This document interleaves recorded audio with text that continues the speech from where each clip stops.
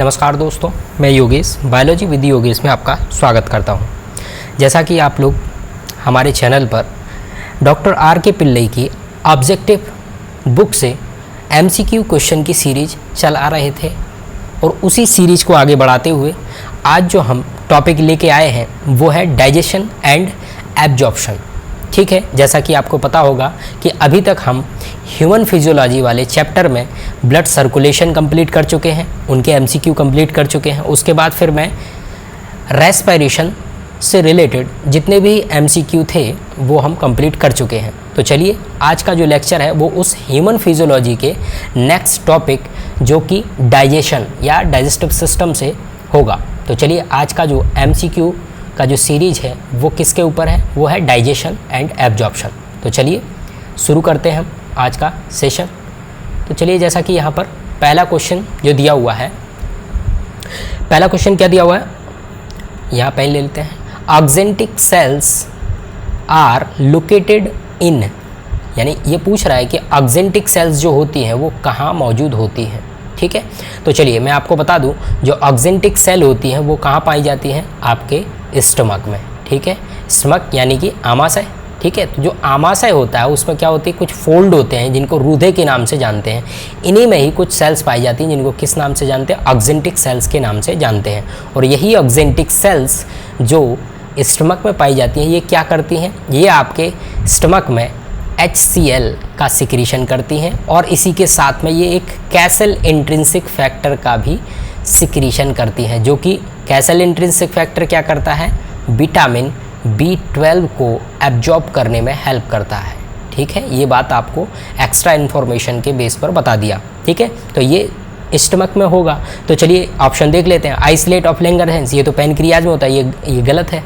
दूसरा कह रहा है gastric epithelial and secrete pepsin, pepsin secrete नहीं करता, जबकि गैस्ट्रिक यानी कि पेट से संबंधित यानी गैस्ट्रिक जो जूस होता है या गैस्ट्रिक एपिथेलियल सेल होती है वो स्टमक में ही पाई जाती हैं। ठीक है, अच्छा अगला ऑप्शन क्या कह रहा है, किडनी, तो ये तो होगा ही नहीं। अगला ऑप्शन है गैस्ट्रिक एपिथेलियल या एपिथेलियम एंड सिक्रीट HCl, यही तो इसका करेक्ट आंसर होगा। तो ठीक है, D is a correct option. तो चलिए नेक्स्ट क्वेश्चन सॉल्व करते हैं। नेक्स्ट क्वेश्चन है the largest gland in human body. ये आंसर तो सबको ही पता है, बचपन से ही पढ़ते चला रहे हैं। कौन सी सबसे लार्जेस्ट ग्लैंड है, तो आपको पता है ये कौन है, लीवर। ठीक है, इसको ज़्यादा बताने की ज़रूरत है नहीं। नेक्स्ट क्वेश्चन देखते हैं। नेक्स्ट क्वेश्चन है Brunner's gland are found in. ये बड़ा ही अच्छा क्वेश्चन है, कई बार पूछा जाता है। तो ये पूछ रहा है कि ब्रूनर्स ग्लैंड जो है वो कहाँ पाई जाती हैं। ठीक है, तो चलिए यहाँ पर देखिए पहला ऑप्शन क्या कह रहा है, सब म्यूकोजा ऑफ स्टमक, स्टमक के सब म्यूकोजा वाले लेयर में, वॉल ऑफ रेक्टम, रेक्टम के वॉल में, सब म्यूकोजा ऑफ ड्यूडेनम यानी कि small intestine, mucosa of ileum. तो सबसे पहले आप ये देखिए कि ब्रूनर्स ग्लैंड कहाँ पाई जाती है। तो देखो जो आपकी इंटेस्टाइन होती है उस इंटेस्टाइन को, ये आपकी मान लो इंटेस्टाइन है। ठीक है, ये इंटेस्टाइन है। इंटेस्टाइन को अगर मैं यहाँ से इस तरीके से इसको काट के जब देखूँगा तो इसमें कुछ हमें लेयर दिखाई देंगी। ठीक है, इस तरीके से लेयर होंगी। ठीक, और उन्हीं लेयर में से हम यहाँ से अंदर से देखते हैं तो सबसे अंदर होती है, इनर में होती है म्यूकोजा, उसके बाद होती है सब म्यूकोजा, उसके बाद होती है मस्कुलरिस और सबसे बाहर जो लेयर होती है उसको कहते हैं सीरोसा।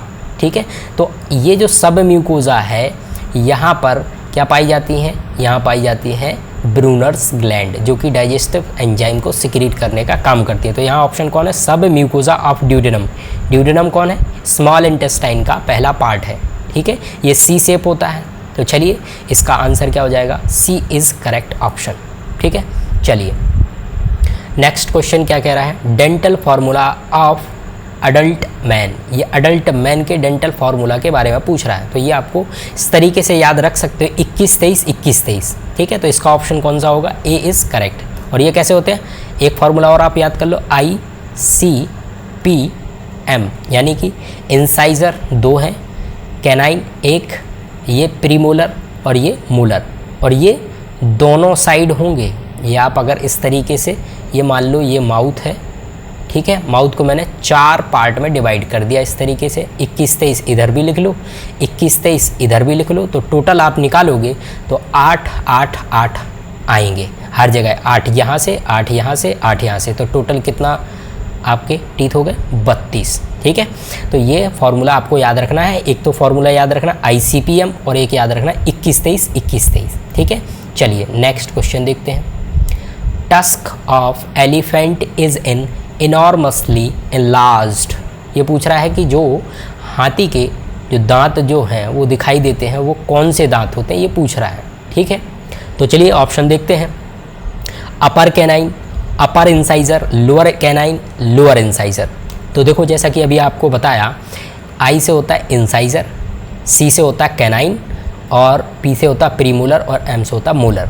तो आपको ये ध्यान रखना होगा जो हाथी के जो दांत होते हैं जो दिखाई देते हैं, तो हम कहते नहीं हैं कि हाथी के दांत दिखाने के कुछ और होते हैं और खाने के कुछ और होते हैं। तो जो उसके जो दांत दिखाई देते हैं बाहर की तरफ, वो जो दांत होते हैं वो होते हैं अपर इंसाइजर। तो ये आप बात ध्यान रखेंगे। ठीक है, जो अपर इंसाइजर होते हैं जो हमें दिखते हैं बाहर की तरफ, वो कौन से होते हैं? अपर इंसाइजर। ठीक है, चलिए नेक्स्ट क्वेश्चन सॉल्व करते हैं। नेक्स्ट क्वेश्चन है vitamin necessary for blood clotting, यानी कि ब्लड को जमाव करने के लिए, यानी उसमें ब्लड को क्लॉट करने के लिए कौन सा विटामिन रिस्पॉन्सिबल होता है, ये हमें बताना है। तो ये आप याद रखिएगा, जो विटामिन के होता है ये क्या करता है? विटामिन के हेल्प करता है किसको? ब्लड को क्लॉट करने में। ठीक है, जैसे कि आपको चोट लग गई, चोट लगने के बाद वहाँ पर क्या हो जाता है? थक्का जम जाता है, यानी कि एक टाइम बाद आपका ब्लड वहाँ से बहना बंद हो जाता है और वहाँ पे क्लॉटिंग हो जाता है। ठीक है, तो उस क्लॉटिंग के लिए एक नेसेसरी के फॉर्म में क्या चाहिए होता है? विटामिन के की ज़रूरत पड़ती है। ठीक है, और वैसे जो क्लॉटिंग करवाएगा उसके लिए बहुत सारे फैक्टर हैं, क्लॉटिंग फैक्टर हैं और फाइब्रिनोजन प्रोटीन है और प्लेटलेट्स भी हैं। ठीक है, चलिए नेक्स्ट क्वेश्चन देखते हैं। नेक्स्ट क्वेश्चन क्या रहा है? Pellagra is caused due to prolonged deficiency of. बहुत लंबे टाइम तक किसकी डिफिशियंसी से एक पेलाग्रा नामक रोग हो जाता है, ये हमें बताना है। तो देखो, जो नियासिन होता है विटामिन B3 के नाम से, इसका जो केमिकल नेम है वो क्या है? नियासिन। और नियासिन यानी विटामिन B3 की कमी से क्या हो जाता है? विटामिन B3 की कमी से आपको पेलाग्रा नामक रोग हो जाता है। और इसमें क्या होता है? आपके स्किन पे जो स्किन होगी उस पर क्या हो जाते हैं? चकत्ते चकत्ते दिखेंगे और स्किन डिजीज़ हो जाती है। ठीक है, तो चलिए अगला क्वेश्चन देखते हैं। Salivary amylase digestive enzyme promotes digestion. जो सैलिवरी एमाइलेज है ये डाइजेस्टिव एंजाइम है जो कि प्रमोट करता है डाइजेशन ऑफ। किसके डाइजेशन में प्रमोट करता है या किसके डाइजेशन करता है? तो देखो, आपको पता ही होगा जो आपका माउथ होता है उसमें से कुछ सलाइवा निकलता है और उसी सलाइवा में क्या होता है? Salivary amylase. और एमाइलेज जो होता है वो कार्बोहाइड्रेट का पाचन करता है, ये आपको याद रखना है। और एमाइलेज को एक और दूसरे नाम से जानते हैं जिसको हम क्या कहते हैं? टाइलिन। टाइलिन लिखा रहता है, पी साइलेंट रहता है, उसको टाइलिन के नाम से भी जानते हैं। तो ये आप याद रखिए, कार्बोहाइड्रेट को डाइजेस्ट करने में हेल्प करेगा कौन? एमाइलेज। ठीक है, चलिए अगला क्वेश्चन देखते हैं। अगला क्वेश्चन है emulsification of fat is brought about by, यानी जो इमल्सिफिकेशन ऑफ फैट का इमल्सिफिकेशन, आप इमल्सिफिकेशन को इस तरीके से समझिए, ये कोई एक फैट का ग्लोब्यूल्स है या एक फैट है। इस फैट को छोटे छोटे टुकड़ों में तोड़ने का जो प्रोसेस होता है वो क्या कहलाता है? इमल्सिफिकेशन। यानी कि फैट के टूटने की जो प्रोसेस है उसको क्या कहते हैं हम? इमल्सिफिकेशन। ठीक है, तो हमने फैट को जब तोड़ा तो किसके द्वारा तोड़ेंगे? तो अपने शरीर में जो लीवर होता है, लीवर से एक बाइल जूस सिक्रीट होता है। ठीक है, क्या सिक्रीट होता है? Bile juice. और वही बाइल जूस क्या करता है? इसी फैट को तोड़ने में काम करता है। और एक बात और ध्यान रखना, बाइल जूस के अंदर कोई भी एंजाइम नहीं होता, ये सिर्फ फैट को तोड़ेंगे, ये डाइजेस्ट नहीं करते। ठीक है, ये फैट को सिर्फ तोड़ेंगे यानी कि इमल्सिफिकेशन करेंगे। तो आप यहाँ पर देखिए बाइल पिगमेंट, तो जो बाइल पिगमेंट है ये तो वर्णक है, यानी कि ये तो कलर प्रोड्यूस कराएगा, तो कलर से तो मतलब नहीं है। बाइल सॉल्ट, ये आपको याद रखना है। जो बाइल जूस होता है उसमें क्या पाए जाते हैं? बाइल जूस में आपका पिगमेंट होता है, बाइल पिगमेंट होता है और बाइल सॉल्ट भी होता है। कोलिनिक एसिड पाया जाता है बाइल सॉल्ट में, जैसे कि कोलिनिक एसिड। ठीक है, तो ये बाइल सॉल्ट होगा, वो क्या करेगा? फैट को तोड़ने का काम करेगा, एमल्सिफाई करने का काम करेगा। ठीक है, तो चलिए B is correct option. Next question देखते हैं। नेक्स्ट क्वेश्चन है which of the following is a protein deficiency disease, किसकी वजह से, प्रोटीन की कमी की वजह से कौन सा रोग होगा, ये हमें बताना है। तो पहला है सोराइसिस, जो आपको याद हो liver cirrhosis, liver cirrhosis fatty liver हो जाता है, ये तो होगा नहीं। इसके बाद फिर आता है नाइट ब्लाइंडनेस, ये एक एक्स लिंक्ड डिजीज़ है, ये भी नहीं होगा। एक्जिमा, एक्जिमा जो है ये खुजली या खाज या फंगल इन्फेक्शन हो जाता है, जिसमें क्या हो जाता है, दाद, बहुत भयानक दाद हो जाती है स्किन पे, तो ये भी नहीं होगा। एक होता है क्वासरकोर, क्वासरकोर में क्या हो जाता है, इंसान का जो शरीर है वो कुपोषित टाइप का दिखाई देता है, उसका जो शरीर है बिल्कुल एकदम कमज़ोर टाइप का हो जाता है, वो किसकी वजह से हो जाता है, उसमें प्रोटीन की कमी की वजह से। तो डी इज़ करेक्ट ऑप्शन, जिसका नाम है क्वासरकोर। ठीक है, चलिए नेक्स्ट क्वेश्चन है, in mammals a significant role in digestion of milk, इनमें से ये बताना है कि मिल्क के डाइजेशन में किसका सिग्निफिकेंट रोल है। ठीक है, तो यहाँ देखिए ये है रेनिन, तो यहाँ आपको एक बात और ध्यान रखना है, जो रेनिन है जो मिल्क का डाइजेशन करता है उसका नाम है रेनिन, लेकिन यहाँ जो है जो मिल्क का डाइजेशन करता है उसका नाम होता है, ये डबल एन पाया जाता है उसमें। और बॉडी में एक और होता है रेनिन एंजियोटेंसिन, अगर नाम आपको याद हो, ठीक है, तो वो किडनी से सिक्रीट होता है, किससे, जेजी सेल से, तो ये वो वाला नहीं है, ये डबल एन वाला है, वो सिंगल एन वाला होता है। ठीक है, तो यहाँ पर जो रेनिन होगा ये क्या करेगा, जो कैसीन प्रोटीन होती है, ठीक है, कैसीन प्रोटीन पाया जाता है किस में, मिल्क में, और ये कैसीन प्रोटीन को बदल देता है पैरा कैसीन में। ठीक है, किस में बदल देता है, पैरा कैसीन में, और यही पैरा कैसीन जो है मिल्क प्रोटीन होती है। ठीक है, तो जो रेनिन होगा वो डाइजेशन ऑफ मिल्क, जो कि बच्चे होते हैं, यानी कि जो एम्ब्रियो बनने के बाद जो बच्चा होता है वो मिल्क ले रहा होता है, उसके पेट में ज़्यादा से ज़्यादा, यानी स्टमक में, और एक और बात, ये स्टमक में रिलीज होगा, कहाँ रिलीज होगा, स्टमक में, ये बात भी आपको ध्यान रखना है। ठीक है, तो ये बच्चों में ज़्यादा सिक्रेट होता है, इसलिए बच्चे आसानी से दूध को पचा लेते हैं।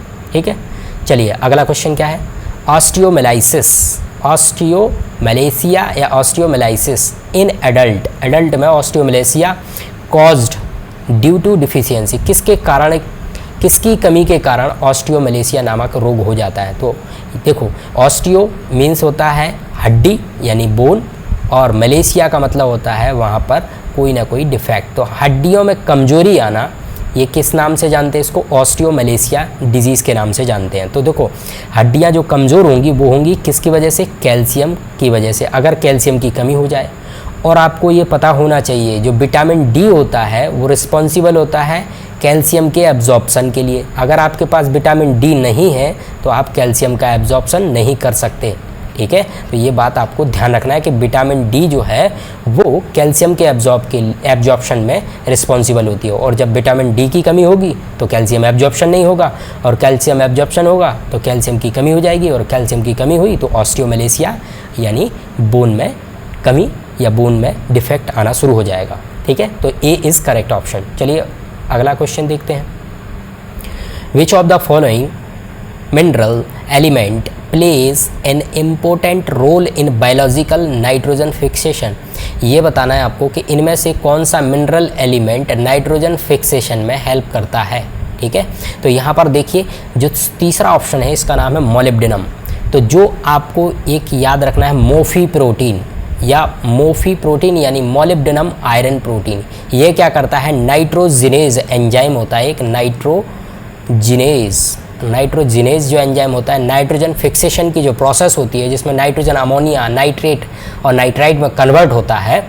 ठीक है, तो जैसे कि ब्लू ग्रीन जो एल्गा होते हैं या फिर कुछ फोटोस नाइट्रोजन फिक्सेटिव बैक्टीरिया होते हैं, वो क्या करते हैं, नाइट्रोजन फिक्सेशन करते हैं। ठीक है, राइजोबियम की जड़ों में राइजोबियम बैक्टीरिया, ठीक है, लेग्यूमिनस जो प्लांट होते हैं उनमें पाए जाते हैं। तो चलिए इसमें आपको इतना याद रखना है, जो मोफी है यानी कि मोलिब्डेनम आयरन है वो नाइट्रोजिनेज एंजाइम को कोफैक्टर की तरह हेल्प करता है, तो molybdenum is the correct option. ठीक है, चलिए नेक्स्ट क्वेश्चन देखते हैं, गैस्ट्रिक जूस हैज़ पीएच, जो गैस्ट्रिक जूस होता है उसका पीएच कितना होता है। तो आपको याद रखना होगा जो गैस्ट्रिक जूस है वो कहाँ पाया जाता है, ये पाया जाता है आपके स्टमक में, और आपको पता होगा जो स्टमक होता है वहाँ पर होता है HCl, और HCl का जो pH होता है वो कितना होता है, हाईली एसिडिक। ठीक है, और एसिडिक हाईली एसिडिक होगा तो pH कितना होगा, कम होगा यानी लो होगा, यानी कि 2 इज़ करेक्ट ऑप्शन। ठीक है, चलिए अगला क्वेश्चन है epithelial cells of the intestine involved in food absorption. Intestinal की यानी कि जो आंत है, उस आंत की एपिथेलियल यानी कि जो अंदर की जो सबसे पहली लेयर होगी एपिथेलियल सेल्स, वो इन्वॉल्व होती हैं food absorption have on their surface पे फूड एब्जॉर्प्शन के लिए। ठीक है, तो आपको ये पता होना चाहिए जो आपकी इंटेस्टाइन होती है, जो आंत होती है, ये जो आपकी आंत होती है वहाँ पर कुछ इस तरीके से फोल्ड पाए जाते हैं और इन्हीं फोल्ड को हम किस नाम से जानते हैं? इन्हीं फोल्ड को कहते हैं हम विलाई, याद रखना। और इन विलाई के ऊपर क्या पाए जाते हैं? छोटे छोटे माइक्रोविलाई भी पाए जाते हैं। तो ये बात आपको याद रखना है। तो इन्हीं माइक्रोविलाई की वजह से क्या होता है? सरफेस एरिया बढ़ जाता है, तो मैक्सिमम एब्जॉर्प्शन हो पाता है। ठीक है, तो ये क्या हो गया? ये इसके ऊपर है माइक्रोविलाई, तो ये आप याद रखेंगे। ठीक है, इसी माइक्रोविलाई की वजह से क्या होगा? मैक्सिमम एब्जॉर्प्शन हो पाएगा। तो ये इसका कौन सा? पहला ही ऑप्शन करेक्ट हो जाएगा, माइक्रोविलाई। ठीक, अगला क्वेश्चन देखते हैं। अगला क्वेश्चन है which one of the following pair of the kind of cells and their secretion correctly matched. अच्छा, ये बताना है कि कौन सा पेयर है जो कि करेक्ट है, जो कि सेल दी हुई है और सेल से जो सिक्रीट हो रहा है उसको बताना है कौन सा करेक्ट मैच है। तो चलिए देखते हैं। पहला है ऑक्जेंटिक सेल, अभी हमने सॉल्व किया था ऊपर। ऑक्जेंटिक सेल कहाँ पाई जाती है? स्टमक में। A secretion with pH between 2 and 3, ये तो सही है। ऑक्जेंटिक सेल जो होती हैं वो HCl का सिक्रीशन करती हैं और वही HCl क्या करेगा? वहाँ पर जो स्टमक होगा, पेट होगा, वहाँ का जो pH होता है वो हाईली एसिडिक होता है। हाईली एसिडिक है यानी कि लो pH है, यानी 2 से 3 pH देखने को मिलेगा। तो ये करेक्ट है। ठीक है, यही ऑप्शन इसका करेक्ट होगा। अब इसके अलावा भी ऑप्शन हम आपको पढ़ के बता देते हैं। अगला ऑप्शन कह रहा है कफर सेल। डाइजेस्टिव एंजाइम, कफर सेल पाई जाती हैं। जो कफर सेल होती हैं वो कहाँ पाई जाती हैं? लीवर में पाई जाती हैं। तो ये कह रहा है डाइजेस्टिव एंजाइम, कोई डाइजेस्टिव एंजाइम थोड़ी ना सिक्रीट करता है। अगला कह रहा है सेबेशियस ग्लैंड। सेबेशियस ग्लैंड जो होती है वो ऑयल प्रोडक्शन करती है, ऑयल प्रोड्यूस करती हैं। ठीक है, तो ये secretion that evaporate for cooling, ये तो नहीं होगा। अगला है alpha cells of isolate of Langerhans, यानी लैंगरहैंस की जो द्वीपिकाएँ हैं उनमें से जो अल्फा सेल होती हैं वो सिक्रीट करती हैं that decrease the blood sugar. नहीं, ये गलत है। जो बीटा सेल होती हैं और बीटा सेल से सिक्रीट होता है इंसुलिन, और इंसुलिन ही वो एंजाइम है जो कि ब्लड ग्लूकोज को, शुगर को कम करता है। तो यहाँ पर तो ये अल्फा सेल से ही सिक्रीट करा दे रहे हैं, किसको? इंसुलिन से। तो ये बात तो गलत होगी। ठीक है, तो ये बीटा सेल से सिक्रीट होता है। चलिए, तो ये तो गलत है, यानी कि ऑप्शन कौन सा? ए ही करेक्ट है। चलिए अगला क्वेश्चन देखते हैं। Secretion of gastric juice is controlled by, किसके द्वारा कंट्रोल किया जाता है सिक्रीशन ऑफ गैस्ट्रिक जूस? पता है गैस्ट्रिक जूस कहाँ होगा? स्टमक में। और स्टमक में एक हार्मोन होता है जिसको गैस्ट्रिन हार्मोन के नाम से जानते हो, यही इसको क्या करता है? गैस्ट्रिक जूस को कंट्रोल करता है, कितना ज़्यादा और कितना कम सिक्रीट कराना है। ठीक है, चलिए अगला क्वेश्चन देखते हैं। Secretin and cholecystokinin are digestive hormone, ये क्या है? दोनों हार्मोन हैं। दे आर सिक्रेटेड, कहाँ से सिक्रेट होते हैं? इन, तो ये बताना है कहाँ से सिक्रेट होते हैं। तो आपको याद रखना है ये दोनों के दोनों जो हार्मोन है ये कहाँ से सिक्रेट होते हैं? डियोडेनम। डियोडेनम किसका पार्ट है? स्मॉल इंटेस्टाइन का पार्ट है। ठीक है, ये स्मॉल इंटेस्टाइन का पार्ट होता है। ठीक है, ठीक, ये सी शेप का होता है। ठीक, तो ये आपको याद रखना है। कोलेसिस्टोकाइनिन क्या करता है? ये आपकी गॉल ब्लाडर को कॉन्ट्रैक्ट करने में हेल्प करता है। और गॉल ब्लाडर में क्या भरा रहता है? गॉल ब्लाडर में भरा रहता है बाइल जूस, और यहीं से सिक्रीट नहीं होता है, यहाँ से रिलीज होगा और रिलीज होके फैट को डिज़ोल्व करने में हेल्प करेगा। ठीक है, चलिए ये हो गई एक्स्ट्रा इन्फॉर्मेशन। अगला क्वेश्चन देखते हैं। In humans sphincter of Oddi, ठीक है, ये क्या कह रहा है? Sphincter of Oddi is associated with opening of, कहाँ ओपनिंग करता है ये स्फिंक्टर ऑफ ओडाई? तो चलिए इसको हम आपको डायग्राम के जरिए बेटर तरीके से बताएंगे। तो देखो, जैसे कि ये तो हो गया आपका लीवर।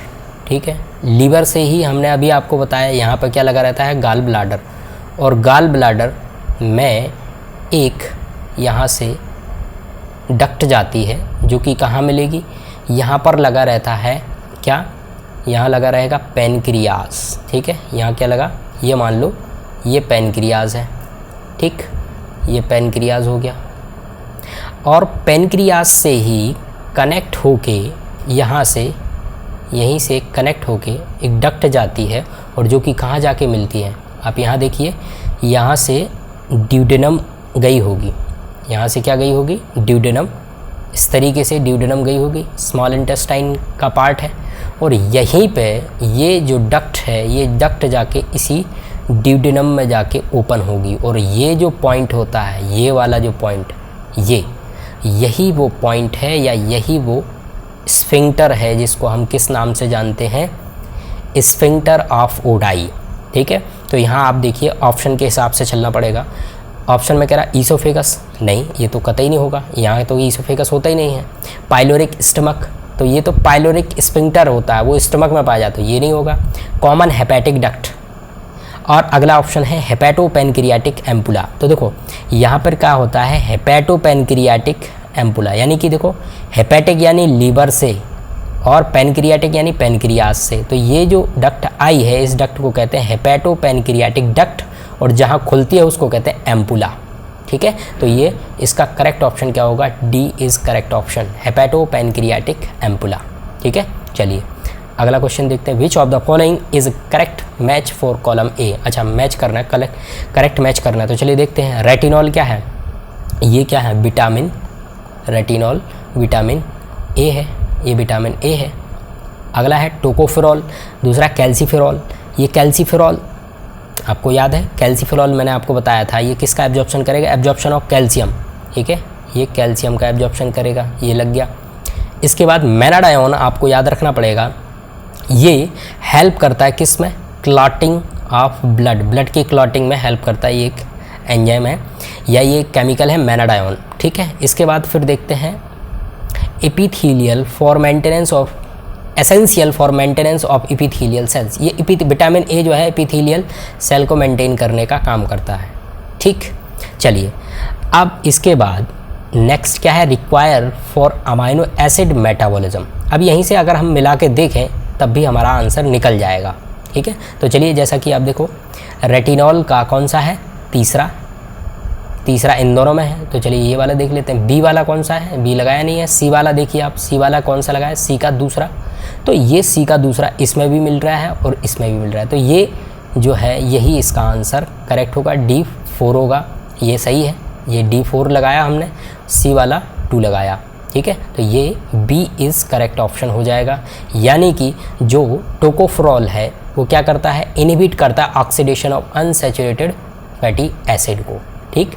और जो एस्कॉर्बिक एसिड है ये क्या करेगा, आपका रिक्वायरमेंट या रिक्वायर होता है किसके लिए, अमाइनो एसिड के मेटाबॉलिज्म के लिए, ठीक है। चलिए अगला जो क्वेश्चन है उसमें डायग्राम बना हुआ है, डायग्राम में जो चीज़ें हैं वो हमें उनके नाम बताना है, तो चलिए देखते हैं, नाम देखते हैं इनके। तो देखो ये तो हो गया अपेंडिक्स, ये जो बी नंबर पे इसको क्या कहते हैं, अपेंडिक्स के नाम से जानते हैं, ठीक है, बर्मी फॉर्म ऑफ अपेंडिक्स के नाम से जानते हैं।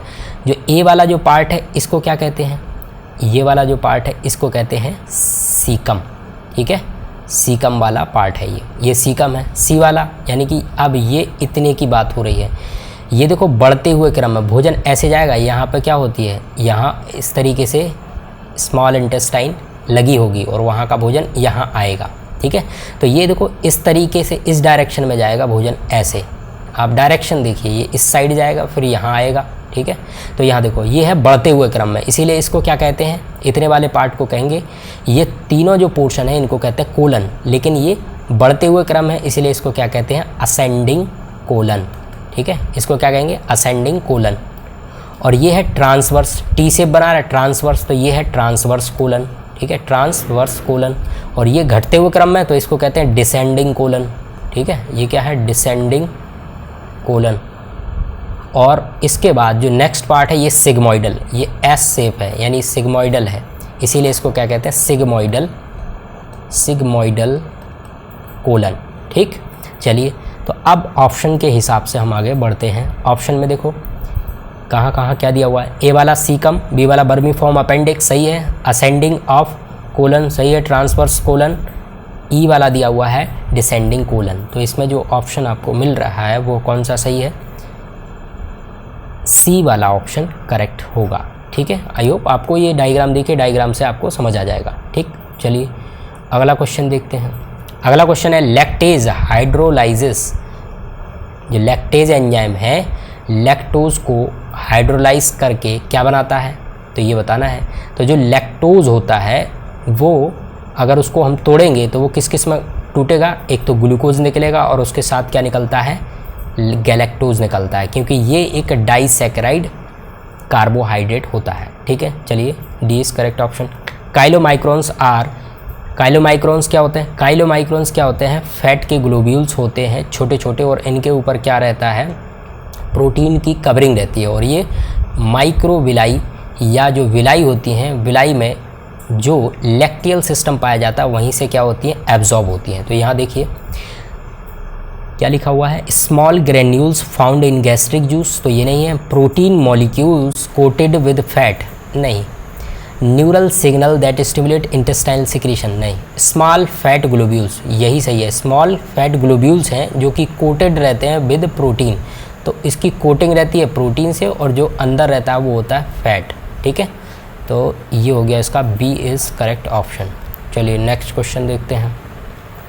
Which of the following option best represent the enzyme composition of pancreatic juice. Pancreatic juice का बेस्ट कंपोजिशन कौन है, तो चलिए पैनक्रियास से पहले तो कौन कौन से सिक्रीट होते हैं हम पहले एलिमिनेशन मेथड से क्वेश्चन से हटा देते हैं। तो चलो देखो, पेप्सिन जो होता है वो हमने आपको बताया था, ये पेप्सिन स्टमक से रिलीज होता है, तो ये तो होगा नहीं क्योंकि पैनक्रियास की बात हो रही थी, ये गलत हो गया। इसके बाद फिर यहाँ पर पेप्सिन आ गया, पेप्सिन स्टमक में होता है, तो ये वाला भी नहीं होगा। यहाँ पर अगला जो ऑप्शन है उसमें देखते हैं हम, यहाँ पर जो आप ये जो एमाइलेज भी होता है, पेप्टाइडेज, फिर उसके बाद ट्रिप्सिनोजन, उसके बाद रेनिन। अच्छा, रेनिन जो है वो स्टमक से रिलीज होता है, ये मैंने बताया था, तो ये स्टमक से होगा, तो ये तो पैनक्रियास की बात कर रहा है, तो पहला ऑप्शन आ जाएगा। लाइपेज भी होता है, अमाइलेज भी सिक्रीट होता है पैनक्रियाटिक जूस में, और ट्रिप्सिनोजन होता है, और प्रोकार्बोक्सी पेप्टाइडेज भी होता है। ठीक है, तो ये सारे के सारे किसके अंदर होंगे, पैनक्रियाटिक जूस में पाए जाएंगे। ठीक है, तो चलिए अगला क्वेश्चन देखते हैं। अगला क्वेश्चन है मैच द फॉलोइंग। चलो मैच द फॉलोइंग देखते हैं। रेनिन अभी आपको बताया था, ये मिल्क प्रोटीन को एब्जॉर्ब करने में, या मिल्क प्रोटीन जो कि कैसीन प्रोटीन होती है उसको तोड़ने में हेल्प करेगा। एंटेरोकाइनेज क्या करता है, ट्रिप्सिन को ट्रिप्सिनोजिन को ट्रिप्सिन में कन्वर्ट करता है। किसको कन्वर्ट कर देता है, ट्रिप्सिनोजिन को ट्रिप्सिन में कन्वर्ट करने का काम करता है, और ये पैनक्रियाट या पैनक्रियास से सिक्रीट होता है, या पैनक्रियाटिक जूस में पाया जाता है। इसके बाद ऑक्जेंटिक सेल्स जो होती हैं ये क्या करेंगी, मैंने आपको बताया था, ये HCl का सिक्रीशन भी करती हैं, और विटामिन B12 जो कि किसके द्वारा एब्जॉर्ब होगा, कैसल इंट्रिंसिक फैक्टर की वजह से इसका एब्जॉर्प्शन होगा। ठीक है, विटामिन B12 का। फ्रक्टोज जो है एक फैसिलेटेड ट्रांसपोर्ट बनाता है या फैसिलेटेड ट्रांसपोर्ट करता है। तो चलिए इसी के हिसाब से आप ऑप्शन ढूंढ लीजिए, पहले का तीसरा ये हो गया, इसमें भी है, और दूसरे का चौथा इसमें भी है, तीसरे का पहला इसमें भी है, इसमें भी, यानी कि ये इस वाले को यानी डी वाला करेक्ट ऑप्शन होगा। तो चलिए नेक्स्ट क्वेश्चन देखते हैं। Which of the following guards the opening of hepatopancreatic duct. ये फिर से आ गया, हेपेटोपैनक्रियाटिक डक्ट बताया था अभी। हेपेटोपैनक्रियाटिक डक्ट जो ड्यूडेनम है, ड्यूडेनम में लीवर और पैनक्रियास की एक डक्ट आती है, उसको वहाँ जाके एक क्या बनाती है, एक छिद्र बनाती है, उसको क्या कह देते हैं हम, उसको कहते थे स्फिंक्टर ऑफ ओडाई। ठीक है, ये अभी हमने पहले क्वेश्चन सॉल्व किया, उसमें डायग्राम बना के भी बताया था। ठीक है, चलिए अगला क्वेश्चन देखते हैं। Match of the following structure with respect location in organ. अच्छा, मैच द फॉलोइंग करना है, तो क्रिप्ट ग्लिशन कैप्सूल, ग्लिशन कैप्सूल जो होता है वो लीवर की आउटर कवरिंग होती है। ठीक है, तो कभी आ जाए लीवर की जो आउटर कवरिंग है उसको हम क्या कहते हैं, ग्लिशन कैप्सूल। ठीक है, कैप्सूल में बंद रहता है कौन, लीवर। इसके बाद आइसोलेट ऑफ लैंगरहैंस, यानी लैंगरहैंस की द्वीपकाएँ किस में पाई जाती हैं, ये पैनक्रियाज में पाई जाती हैं, जिससे अल्फा बीटा गामा सेल्स पाई जाती हैं, इंसुलिन का सिक्रेशन होता है। चलिए इसके बाद फिर क्या है, क्रिप्ट ऑफ लीवर कुरन, यानी कि लीवर कुरन की दरारें, तो ये आपकी स्मॉल इंटेस्टाइन में पाई जाती हैं। ठीक है, क्या पाई जाती हैं, क्रिप्ट ऑफ लीवर कुरन। ठीक, इसके बाद फिर क्या है, ब्रूनर्स ग्लैंड। ब्रूनर्स ग्लैंड जो होती है वो स्पेशली कहाँ पाई जाती है? ड्यूडेनम में। तो ये स्मॉल इंटेस्टाइन का एक पार्ट, पहला पार्ट है जिसको हम ड्यूडेनम के नाम से जानते हैं। तो चलिए ऑप्शन चूज़ कर लीजिए जो ऑप्शन बेस्ट। तो पहले का लगा तीसरा, पहले का तीसरा यहाँ भी है, बी का चौथा यहाँ है, तो यही सी इज़ करेक्ट ऑप्शन। चलिए अगला क्वेश्चन देखते हैं। Which of the following term describe human dentition. Human dentition best description देगा इसका। तो चलिए देखते हैं। यहाँ देखो थीकोडोंट, डाईफाइडोंट, हेट्रोडोंट। तो देखो जो थीकोडोंट होता है, थीकोडोंट का मतलब होता है जो दांत एक सॉकेट में पैक हो या एक सॉकेट में बंद हो, जैसे कि ह्यूमन है, ठीक है, ह्यूमन में ही बताना है, मैमल्स में ही बताना है, तो ये एक सॉकेट में बंद होते हैं, ये थीकोडोंट, सही बात है। इसके बाद लिखा हुआ है डाईफाइडोंट। डाईफाइडोंट का मतलब होता है द्विबार दंती, यानी कि लाइफ में 2 बार दांत आए, ठीक है। इसके बाद दूसरा है हेट्रोडोंट। हेट्रोडोंट का मतलब विषम दंती, यानी कि जो दांत हैं वो अलग अलग प्रकार के हों, जैसे कि इंसाइजर, कैनाइन, प्रीमोलर और मोलर, ठीक है। तो इसका करेक्ट ऑप्शन क्या होगा? B is correct option regarding to human. चलिए अगला क्वेश्चन देखते हैं। अगला question, match of the following organ their cells. Cell से मैच करना है। तो लीवर, किडनी, किडनी में पाए जाते हैं पोडोसाइट, ठीक है। जब हम एक्सक्रीशन वाला चैप्टर बताएंगे तब बताएंगे पोडोसाइट सेल कहाँ पाई जाती हैं, ठीक। पोडोसाइट सेल क्या हो गया? किडनी में पाई जाती हैं। इसके बाद जो कफर सेल होती हैं वो कहाँ पाई जाती हैं? लीवर में पाई जाती हैं। इसके बाद अगर हम बात करें किसकी?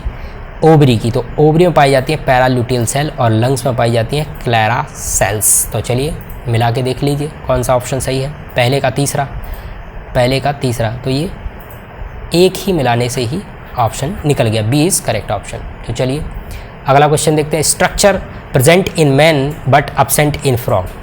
मैन में तो पाया जाता है लेकिन कहाँ absent होता है? ये फ्रॉग में absent होता है, तो वो चीज़ बतानी है। तो आपको याद रखना होगा सैलिवरी ग्लैंड, यानी कि जो सलाइवा प्रोड्यूस करती हैं वो किस में नहीं पाई जाती? वो मेढक में नहीं पाई जाती। चलिए अगला क्वेश्चन देखते हैं। Maltase converts. माल्टेज जो एंजाइम है ये कन्वर्ट करता है किसको? तो देखो माल्टोज को अल्कोहल में, नहीं, गलत बात। माल्टोज टू ग्लूकोज, माल्टोज से ग्लूकोज में कन्वर्ट करता है एट pH ग्रेटर देन 7.0, यानी कि जब pH कितना हो? 7 से ज़्यादा हो, यानी कि बेसिक हो, तभी माल्टोज, ये जो माल्टेज है वो किसको कन्वर्ट करेगा? माल्टोज से ग्लूकोज में। अगला है maltose to glucose at lesser than 7, यानी कि pH 7 से कम हो तभी ये माल्टोज क्या करेगा? माल्टोज को ग्लूकोज में कन्वर्ट करेगा। अगला है starch to maltose at higher pH than 7, यानी कि इससे ज़्यादा होगा। तो चलिए देखो जो माल्टेज होता है वो क्या करता है? माल्टोज को ग्लूकोज में कन्वर्ट कर देता है। और जो माल्टेज है वो कहाँ पाया जाता है? वो पाया जाता है आपके स्टमक में, और स्टमक में आपका जो pH होता है वो कितना होता है? लेस देन 7, यानी कि हाईली एसिडिक, ठीक है। तो इसका ऑप्शन क्या हो जाएगा? सी इज़ करेक्ट ऑप्शन, ठीक है। चलिए अगला क्वेश्चन। सैलिवरी अमाइलेज, जो आपकी सलाइवा होती है उसमें एक एंजाइम होता है जिसको सैलिवरी अमाइलेज के नाम से जानते हैं। तो ये कह रहा है सैलिवरी अमाइलेज अर्लियर, पहले नोन एज, पहले हम किससे जानते थे? किससे जाना जाता था? तो आपको बताया था टाइलिन भी इसको कहते हैं, ठीक है। तो टाइलिन भी सैलिवरी अमाइलेज का दूसरा नाम है। Sequence of food material consumed during starvation, ठीक है, ये बताना है। तो चलिए सीक्वेंस बताना है कौन कौन सा मटेरियल कहाँ कहाँ से डाइजेस्ट होते हुए बढ़ेगा। तो देखो सबसे पहले कार्बोहाइड्रेट का पाचन होता है। अभी हमने देखा अमाइलेज जो है कार्बोहाइड्रेट को डाइजेस्ट करता है, स्टार्च को कन्वर्ट करता है माल्टोज में, ठीक है। तो ये पहले कार्बोहाइड्रेट पचेगा, उसके बाद जैसे ही पेट में पहुंचेगा वहाँ फैट का डाइजेशन होगा, फिर उसके बाद प्रोटीन का डाइजेशन। तो ये इसका सीक्वेंस है, ठीक है। चलिए अगला क्वेश्चन है। Main function of lacteals in villi of human small intestine. जो स्मॉल इंटेस्टाइन में लैक्टियल्स पाई जाती हैं इज़ द एब्जॉर्प्शन ऑफ, किसका एब्जॉर्प्शन करते हैं? तो मैंने अभी एक और क्वेश्चन आया था उसमें मैंने बताया था ये होता है विलाई। कहाँ पाया जाता है? ये पाया जाता है इंटेस्टाइन में, ठीक है, उसी से एब्जॉर्प्शन होगा। तो यहाँ पर लैक्टियल सिस्टम पाया जाता है। लैक्टियल सिस्टम क्या है, यहाँ पर क्या पाई जाती हैं, यहाँ कुछ कैपिलरी होती हैं या लिम्फ पाई जाती हैं, लिम्फ कैपिलरी होती हैं। ये क्या काम करती हैं, यहीं से आपका फैट का एब्जॉर्प्शन होगा। किसका एब्जॉर्प्शन होगा, फैट का। तो चलिए ऑप्शन देख लेते हैं। ये कह रहे हैं कि ग्लूकोज एंड विटामिन का एब्जॉर्प्शन, नहीं। इसके बाद वाटर एंड मिनरल का एब्जॉर्प्शन, नहीं। अगला है फैटी एसिड एंड ग्लिसरॉल, यही इसका करेक्ट ऑप्शन है, क्योंकि जो फैटी एसिड है वो भी एक फैट का कंपोजिशन है और ग्लिसरॉल भी एक फैट का कंपोजिशन है। तो ठीक है, फैटी एसिड एंड ग्लिसरॉल का एब्जॉर्प्शन करेगा कौन, लैक्टियल, जो कि कहाँ पाया जाएगा, villi of human small intestine. ठीक है, चलिए अगला डायग्राम है और यहाँ पर अपन को खाली स्थान भरना है। तो चलिए देखो, स्टार्च से माल्टेज में कौन एंजाइम कन्वर्ट करता है, तो ये करता है एमाइलेज। ठीक है, कौन करता है, एमाइलेज। ठीक, इसके बाद अच्छा ए में तो सारे एमाइलेज हैं। इसके बाद जो माल्टोज है वो ग्लूकोज में कन्वर्ट होगा, तो ये होगा माल्टेज के द्वारा, माल्टेज तो माल्टोज को कन्वर्ट करेगा। लैक्टोज है तो ये लैक्टेज कन्वर्ट करेगा, सिंपल है। अब इसके बाद आपको यहाँ देखना है, सुक्रोज से फ्रक्टोज कन्वर्ट करता है इनवर्टेज एंजाइम, यानी इन्वर्ट कर देता है। तो चलिए अब मिला लो ऑप्शन, पहला ऑप्शन एमाइलेज, दूसरा ऑप्शन है माल्टेज, तीसरा ऑप्शन है लैक्टेज, यानी सी वाला लैक्टेज, यानी सी वाला माल्टेज होना चाहिए, सी वाला माल्टेज। अच्छा ये वाला है, तो देखो पहला एमाइलेज ठीक है, बी वाला लैक्टेज ठीक है, सी वाला माल्टेज ठीक है और डी वाला इनवर्टेज, यानी कि डी इज़ करेक्ट ऑप्शन। ठीक है, चलिए अगला क्वेश्चन देखते हैं। मैच करना है टाइप ऑफ सेल्स, अच्छा मैच करना है, तो चलिए मैच करके देखते हैं और फिर ऑप्शन देखेंगे। पेप्टिक सेल, आपको बताया था जो पेप्टिक सेल हैं वो पेप्सिन का सिक्रीशन करेंगी, वो कहाँ होंगी, स्टमक में। ठीक है, तो ये क्या करेंगी, पेप्सिन जो होंगी वो प्रो एंजाइम को सिक्रीट करेंगी। इसके बाद अगर हम बात करें ऑक्जेंटिक सेल बताया था स्टमक में ही होती हैं, जो कि HCl का सिक्रीशन करती हैं और साथ साथ कैसल इंट्रिंसिक फैक्टर को भी सिक्रीट करते हैं, जो कि विटामिन B12 को एब्जॉर्ब करने का काम करता है। गोबलेट सेल क्या करती हैं, म्यूकस का सिक्रीशन। तो चलिए इसी के हिसाब से ऑप्शन चेक कर लेते हैं। पेप्टिक, ए वाला आर से, बी वाला S से और सी वाला P से, तो ये D इज़ करेक्ट ऑप्शन। ठीक है, चलिए अगला है नियासिन डिफिशियंसी लीड। नियासिन जो है वो अभी पहले भी बताया था आपको, विटामिन B3 जो होता है उसका केमिकल नेम है नियासिन। ठीक है, तो ये इसकी कमी से क्या होता है, पेलाग्रा नामक रोग हो जाता है, इसमें कुछ स्किन पे चकत्ते पड़ जाते हैं। ठीक है, चलिए अगला question.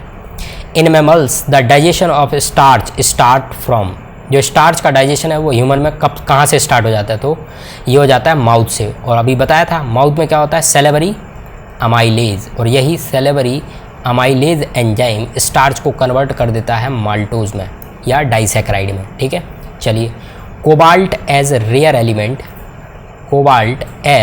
Real element is essential in the synthesis of this vitamin. तो आपको याद रखना होगा जो विटामिन B12 है उसका केमिकल नाम ही है साइनोकोबालामीन,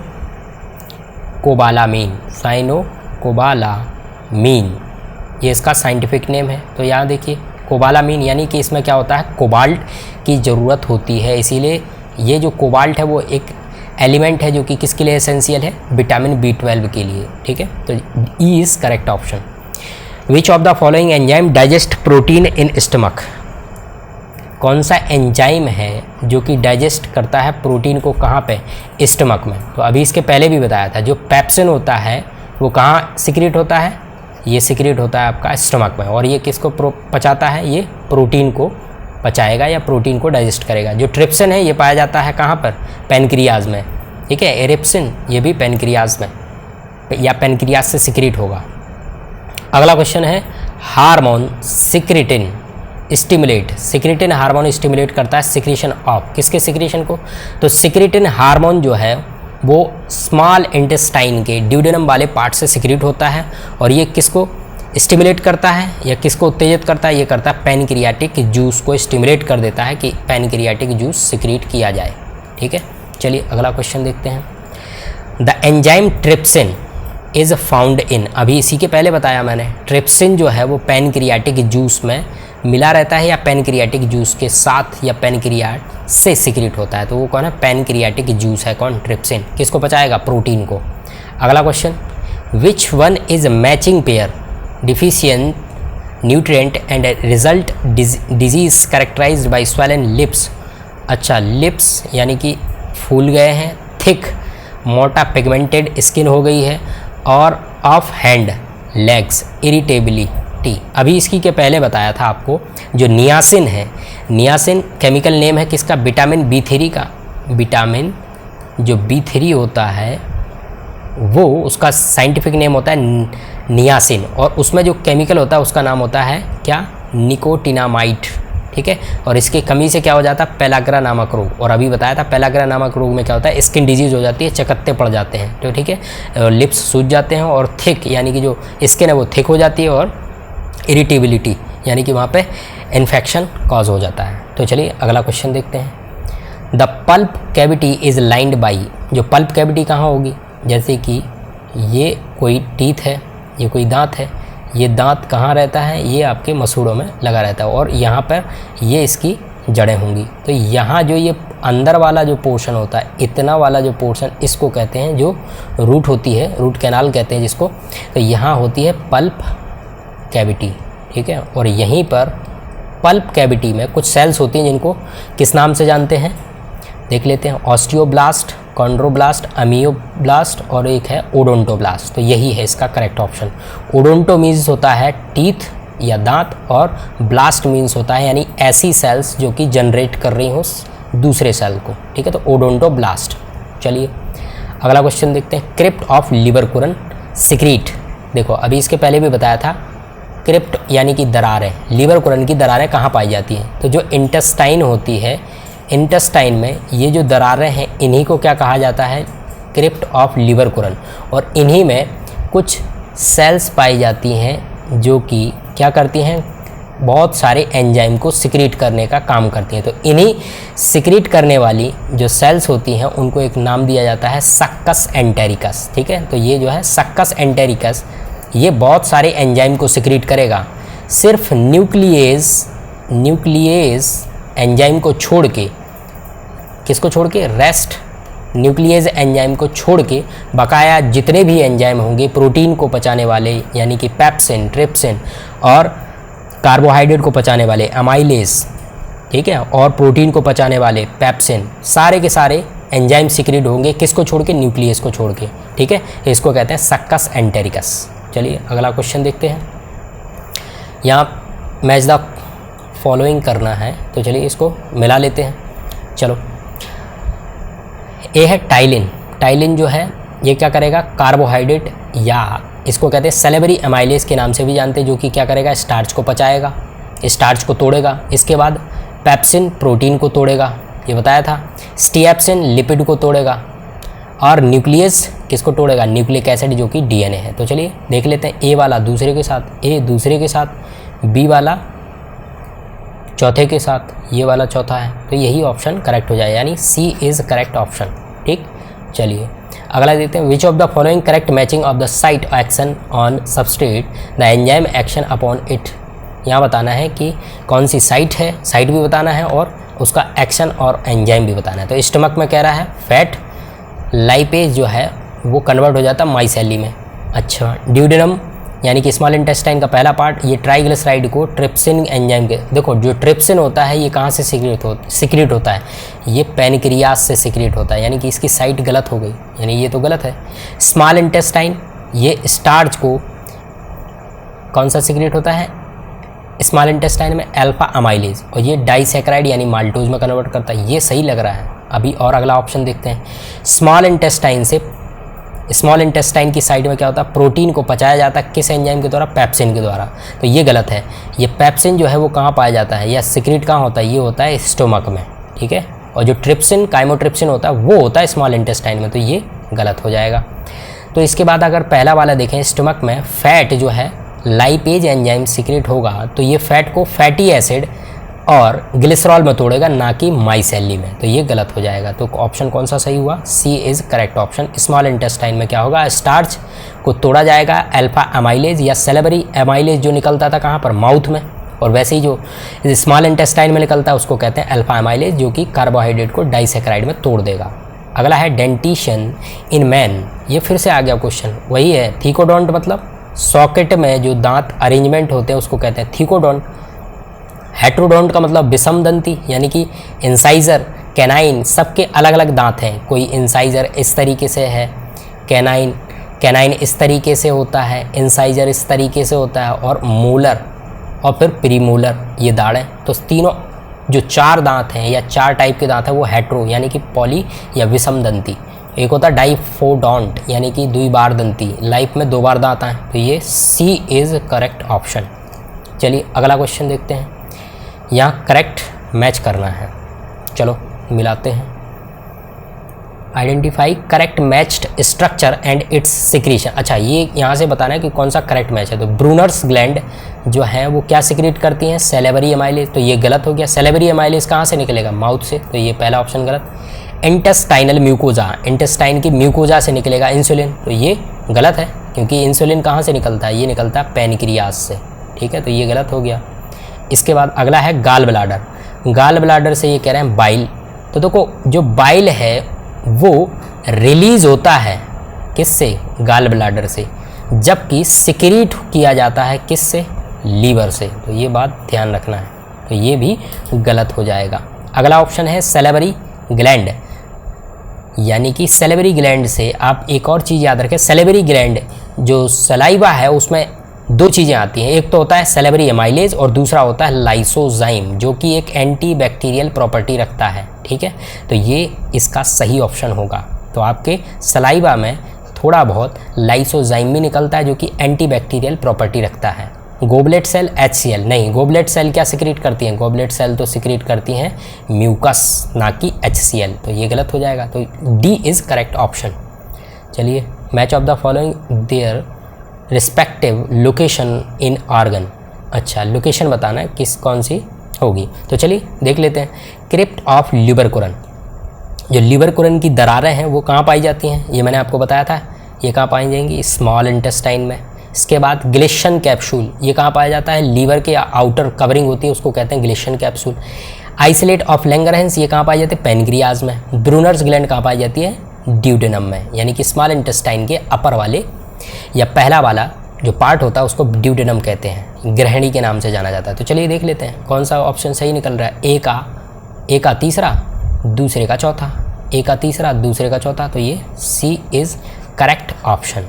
ठीक है, तो चलिए आज का जो सेशन है, जितने भी सारे क्वेश्चन हैं आज हम कंप्लीट कर चुके हैं। तो चलिए इसी तरीके से अगर आप लेक्चर चाहते हैं तो लाइक करें, और आप लोग लाइक करना भूल जाते हैं तो लाइक करें और ज़्यादा से ज़्यादा लोगों को शेयर करें, और अपना रिस्पांस कमेंट के ज़रिए ज़रूर दिया करिए।